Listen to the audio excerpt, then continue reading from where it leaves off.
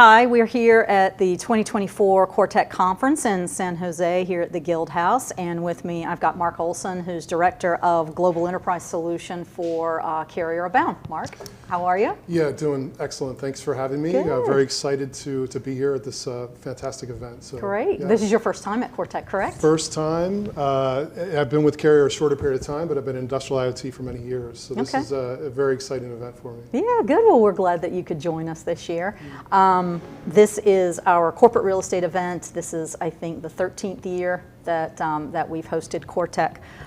Tell us a little bit about Carrier. I think everybody knows Carrier. Carrier's a big company, been around a long time. But give us some context and sort of in this particular space, who Carrier is and what you do.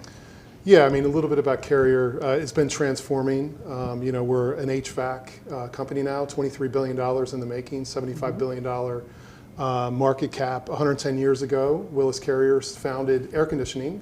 Fast forward to today, in the digital enterprise, we've fully advanced our organization. We have a complete control systems group, 40 years in the making, BAS, BMS type systems. For example, cold chain. We're one of the major leaders in cold chain. We have a multi-billion-dollar business in cold chain, pharmaceuticals, healthcare, et cetera.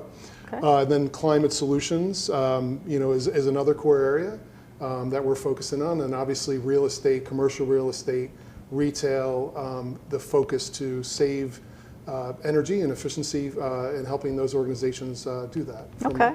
All right, and your presence here at the Quartech conference is around Carrier Abound, correct? That's correct. Okay. Tell us a little bit about Carrier Abound and what kind of a platform that is. Yeah. Carrier Abound is a digital platform that Carrier founded some time ago around a suite of solutions focused on this energy efficiency management space, performance, efficiency, indoor air quality, saving companies money, becoming more efficient on the current equipment, regardless of the type of equipment. It could be Carrier equipment, or it could be any other agnostic type of equipment, but it's empowering organizations operationally and sustainably to drive better outcomes for their respective businesses. Okay. Are there some particular use cases that that you could point to that really sort of personifies what it can do? Yeah, absolutely. There's quite a few use cases that we focus in on, but right now it's operational efficiency, or O&M, and maintenance around predictive insights, predicting issues that organizations are having using both IoT and AI in order to drive better insights from kind of the cloud of alarms and things that are going on from BMS systems and making sense of those alarms. Energy and cost management is another core area. Obviously, efficiency of current systems in place. Remote diagnostics, the ability to do things that were not possible before, to do these things remote. Equipment system and health, chiller efficiencies, and many other use cases along net zero management, the ability to help organizations understand their energy consumption and then sub-meter in order to drive better outcomes and cost savings around that. Okay.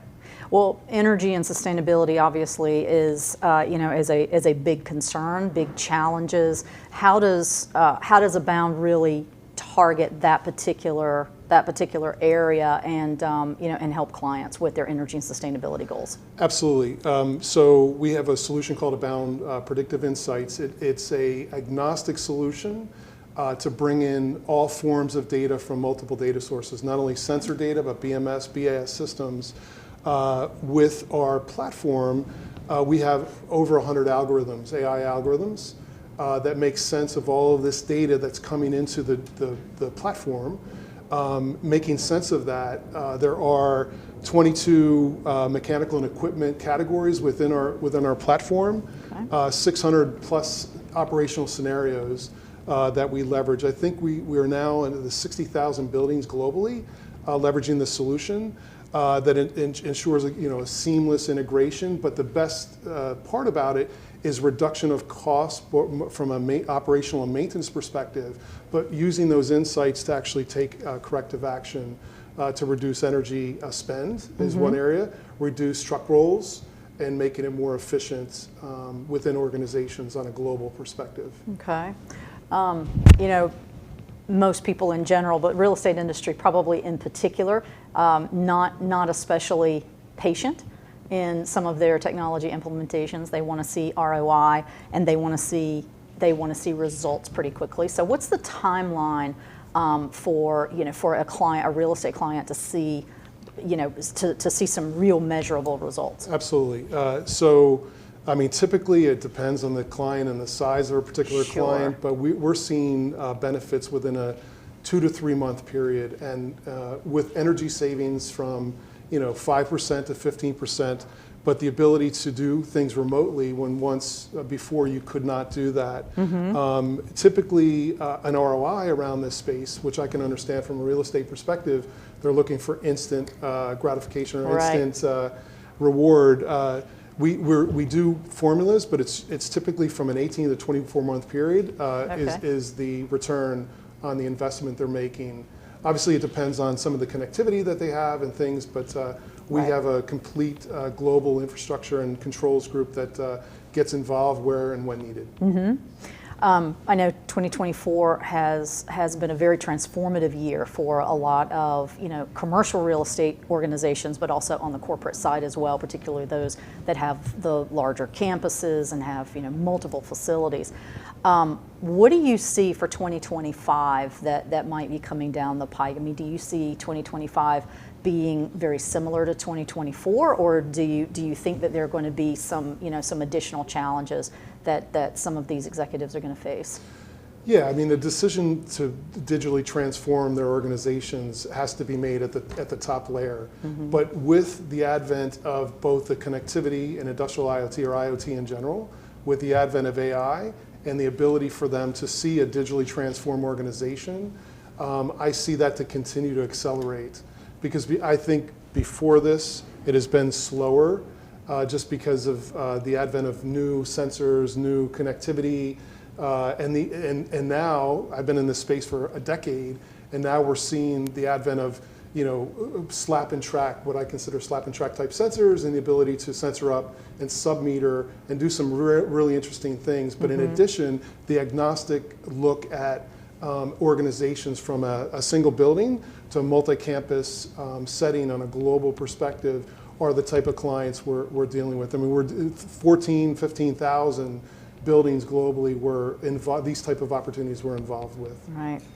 Well, I'm looking forward to seeing what's going to be happening, particularly on the AI side, because I think a lot of discussions are being had around AI for the enterprise, but people are really interested in how AI is going to play a role on the operations, on the OT side. So you're one of the few companies really that I think are embracing AI and really implementing an AI layer across your operational platform. So I think that's going to be very interesting and probably will answer a lot of questions for commercial and corporate real estate. 100%, and the AI will continue to evolve, get better on the journey map. Let's not forget there's also the human element in some of these initiatives, AI and IoT and the formulation and the chasm that is now being crossed. We still have the human element from a managed service perspective in order to continue looking at nuances where and when needed. Great. Well, it was a pleasure having you. Hope you enjoy the conference, and hopefully you and I will get a chance to talk maybe in June at our conference in Savannah. That'd be great. I really thank you. Appreciate the opportunity. Yeah, thank you for joining us. Yeah, thank you so much. All right. Yeah, cheers.